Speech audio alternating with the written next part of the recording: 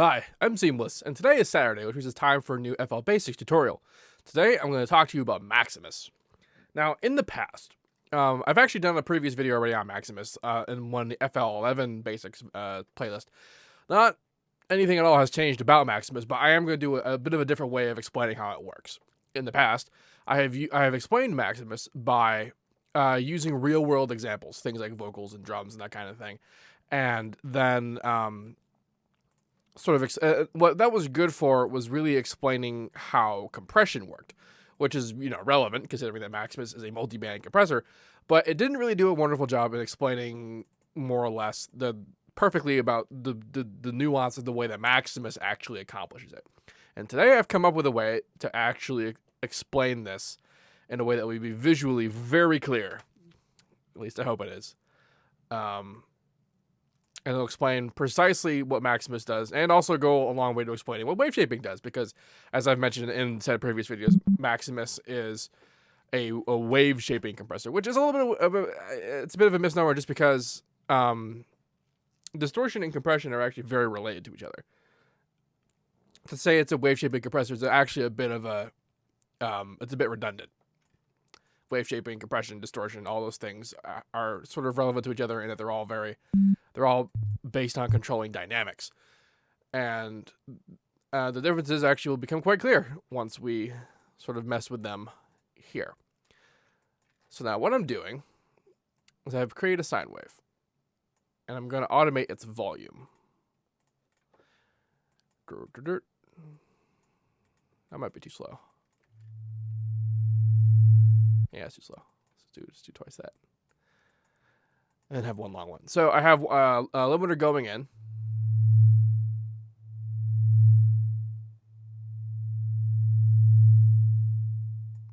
And this shows us essentially the unmolested level of what I've just created with the sine wave. It's actually interesting to note that even though I've created a linear volume movement in the automation, that the volume itself doesn't move linearly. And this isn't an error on the part of the automation. This is actually just the truth of volume, is that it's not a linear scale when you increase even amounts of volume as it goes up. There's ways to account for that, but for the most part, while the level doesn't look linear, the output, the perceived loudness, is linear. So what we hear as being straight linear increase in loudness and decrease in loudness is actually represented by a nonlinear amplitude scale, which is fun to think about. So now I have Maximus, and in Maximus as well, we can see it doing its thing. And then I have a limiter in post, and for the time being, everything is absolutely the same. Now, the reason why I'm doing this, I'm actually going to detach this so it can be on top of stuff. Let's detach all of them so that they're always on top. The reason I'm doing this is because of the very particular way that Maximus does its job. Most compressors will have something like what the limiter actually has on the compressor side. It'll have threshold and ratio settings. And what this will do is you set a threshold, and then you set a ratio. So the threshold is saying that like anything above the threshold will be the thing that gets compressed. And then the ratio is how hard it gets compressed. So 2 to 1. 2 to 1 is saying that it will take twice as much input to get out to its original level of output, and thus, because it's the same level of input as it was, it's about half as much in terms of the loudness scale. Like linear amplitude wise, it's not actually twice as much. There's some more interesting numbers there, and the changes are not all like 3 to 1. It's a bit less and that kind of thing, and you can go all the way to 20 to 1 to create essentially a limit. It's not exactly a limit. An actual limit would not have anything going above the line whatsoever, not even just a little tiny bit. And so here is just a really basic demonstration of what compression does in general. Multi-band compression is all about compressing for different bands, although we're using a sine wave right now, so there is no multi-band anything. We have weird aliasing going on in the movement, as in the other bands. which is kind of funny. But for the most part, there's not really multi-bands to compress. We'll worry about that in a second, but I'm really just trying to get the mechanics of Maximus across to you. So let's not have compression happening.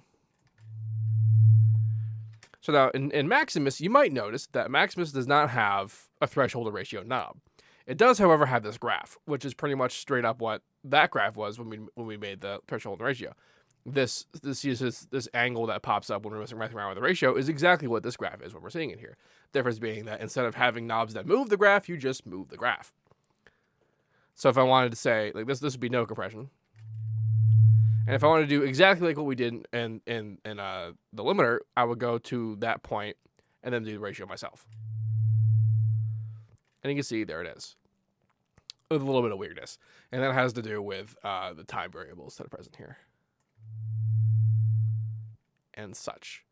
Now, that's the more basic kind of pedestrian kind of compression that you're able to do. And if you wanted to replicate that, that's what you would want to do. But Maximus is capable of so much more. And this is where the wave shaping aspect comes into play. Because I could do stuff like, say, this.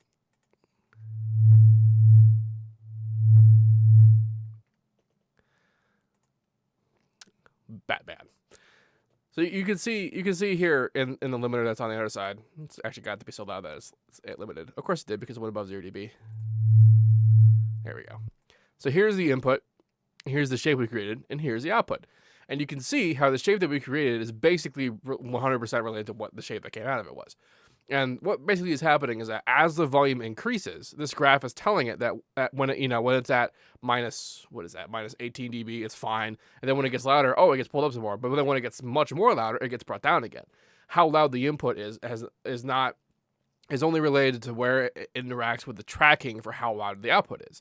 For the most part, it's just telling it at what point does what volume change get applied to it. Because I can even do something like this.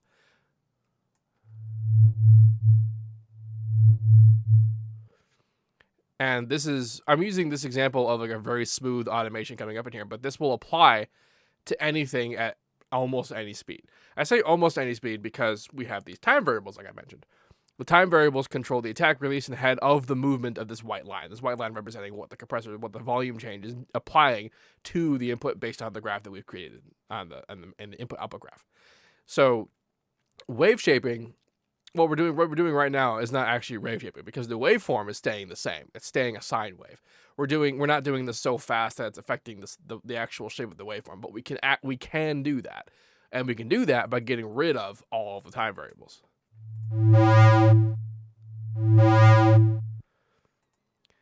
And it's hard to tell, it's basically impossible to tell, that anything other than just this big old plateau was created. And that's because in order for us to see the change, we actually have to look smaller.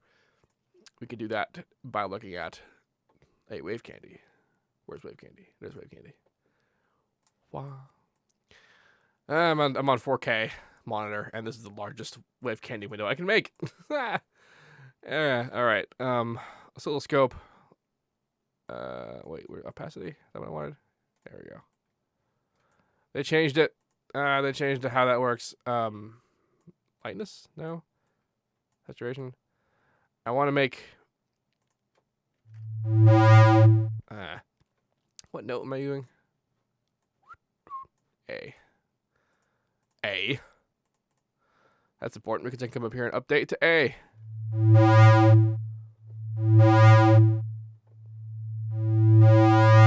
All right. So I've frozen it here at a particular moment where it showed when it was loud enough that it was being pushed through all of the modulation that I created in the input-output wave. And now you can see that the shape that we created, the Batman animation here, is like what it was when we were doing less time variables, where it was merely applying itself to the movement of the macro, the overall sine wave output. Now it's applying the shape change to the individual oscillation of the waveform. And this is wave shaping. This is what wave shaping is. And this is why I was saying that compression and wave shaping are basically, they are essentially the same thing. It's just that wave shaping and distortion are fast enough to affect the actual shape of the waveform. It's distorting the shape of the waveform, hence the term distortion. Compression is about controlling sort of the overall transience of things without really killing stuff, without changing shape the waveform. Although an integration of both is usually necessary to get desirable results for most applications of actually using compression, like mastering, for example. So if you've ever watched any of my other videos, you probably see me do shapes like this. And let's bring back regular.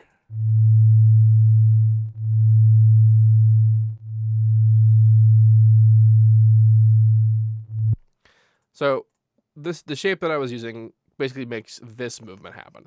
And what this movement is it's saying that, like, even if it's a little bit quiet, it gets pulled up to 0 dB a lot. In fact, we can actually just go hard and just do this, which is a shape that's saying if there is any level at all, it is being brought up to 0 dB.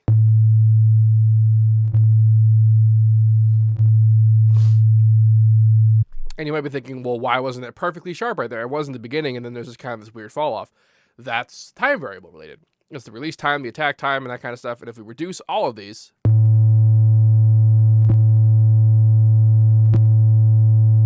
we can see that for the most part, it actually is doing the job. Although, you could see, actually, you see how the white line is actually really thick right now? It's not actually thick. It's actually just really dense. You can see that it's oscillating really, really fast. That's because the time variables are moving faster than the oscillation of the waveform, which is bringing us back to wave shaping territory, which is why the sine wave sounds like it's distorted.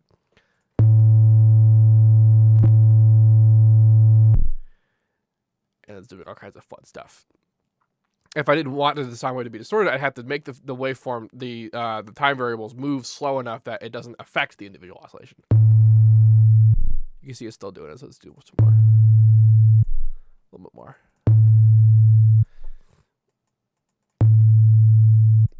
The release time is usually enough, but sometimes you gotta get some of the other variables in there. This is a little bit better. It's still kind of distorting it, but it's mostly just loud. Actually, for you guys, it probably sounds more distorted because I keep trying to talk over it. Yeah. So that's how Maximus's graph works, which is very important to understanding how overall, because the rest of it is all just basic compression stuff.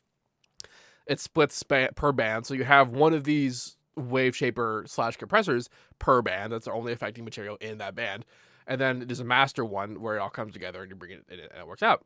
The time variables, attack, release, and head, and LMH delay are a bit of a concern. And I covered this in the original video, but I'm talking about it again because it's still just confusing. On the regular bands, the low, mid, high, attack, release are what you would expect them to be, where attack delays how long it takes the compression to engage, and release delays how long it takes the compression to disengage. A head is essentially sustain. Decay, I guess. It's a bit of a... Basically what happens is that... I can actually force this to do this.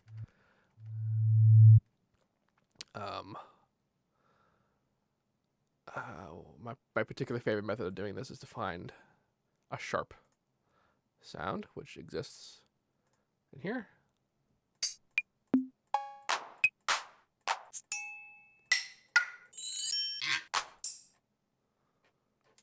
I gotta be. Where's the legacy vintage? There it is. The metronome sound. So if we look at, let's actually make it loud enough that it applies itself to the compressor. So I'm going to crank the head. The head changes the amount of time between the attack and release, which I'm pretty sure is decay. It might be sustained. I don't know. But that's what it does. I don't really know why they called it a head. I guess the term does kind of apply, but when you see the term ahead in the compressor, you usually think it means look ahead, which is an entirely different thing and actually does exist in Maximus. It's just not where you think it is. It's actually on the master compressor, it's the attack. The attack does not work the same on the master as it does on the rest of them.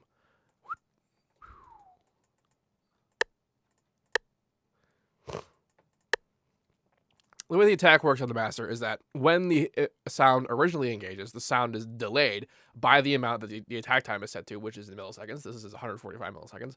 And the compressor activates itself and runs up to where the hit is now played at the apex of the attack. You might be thinking, and such an individual sound like this, you might be thinking that it's kind of useless, and it would be kind of useless on an individual sound like this. But on something like a master, what this will do is that when a big peak comes in, it actually anticipates the peak's arrival and compresses it up, running up to it, which has this kind of weird pre-sidechaining effect, which can be kind of cool sometimes. I do use it mostly as an effect. It's also a pretty good way of getting rid of distortion due to compression speed, because it does force the compression to kind of wait a second, even if it's a tiny fraction of a second, like maybe 2 or 3 milliseconds. It does have an impact versus just being full on the whole time. And it gets extra snappy and distorty and clicky when it's all the way off. Yeah. And then the ahead time is different. And then the LMH delay is essentially this attack value, this delayed look ahead delay value for the low, mid, and high. And you might be thinking, well, why doesn't that attack just do the same thing? And that's because if you think about it, the attack actually delays the audio. And so it means if you could delay low, mid, and high differently from each other, you'd have interesting phasing problems. And for the most part, there's not really a reasonable application for that. So the LMH delay is all 3 of them all at once. That's what that does. The rest of this, is really very much more straightforward. The key to understanding Maximus is just understanding how the graph works, because like I said in the beginning, every other compressor has, not every other, but most of them have the threshold and ratio relationship, which is fine. It's just that it limits you in a particular way. Like, I mean, the compressor has the threshold and ratio, and also has this knee idea, which allows you to do special curvy things and that kind of thing. You can go backwards or forwards, which will do different things. But in Maximus, you don't need to worry about that. You can just shape where you want stuff to go. And you can do stuff that's way crazier and way more ridiculous and way more specific than any other compressor could possibly hope to achieve. At this stage, anyway. The other thing is, does this have a side? It doesn't have step editing, does it? Great. I bet you there's a shortcut for that I don't know about. I was going to say something. Oh, yeah. So, and then as well, if you remove all the time variables, it basically acts the same way that the Fruity Wave Shaper does, which is almost the same thing. It's a little bit different. It does react a bit differently, but the basic concept is exactly the same with this idea of the input-output relationship. It's just that Maximus is measured and it has time variables, so you can add a little bit of a soft touch. To really understand it, the purpose of this, you need to understand what the purpose of compression is, and the purpose of compression is to control the dynamic range. The term compression, you are reducing dynamic range. You're compressing the dynamic range, but you can do way more than just that, and you can also do that in many more ways as a result of the abilities of this particular interface. And then the rest of it, the multiband concept is the idea that you want, if you have a big peak at the low end, you don't want that to interact with the mid or the high end, so it only compresses there, and then you can control the peaks individually, and then it has a much more transparent compression profile, allowing you to have a cleaner mix and that kind of thing, and that's really the point of multiband compression. And the rest of this, I use Maximus a lot as a sound design tool, not really in a careful way. I'm using it because I wanted to damage things and to do crazy stuff like that Batman shape to turn away from it into something interesting. That's definitely a thing I do with it a lot. And for I kind of suggest that you look at the older video, the FL11 Basics Maximus video, because that's I go into a lot more of the traditional applications of compression, and this that's all well and good. Maximus's power is in non-traditional applications, although it does certainly win at the traditional applications as well. It's a lot of fun. Anyways, I hope that this made a lot more sense, because I've been trying for a very long time to find a way to explain to people how the best way to get across how Maximus's graph operates, and I feel like this is the one that'll win. If you have any questions about this, please let me know. And as usual, have a nice day. Don't forget to like, comment, subscribe, and all that good stuff. But have a nice day.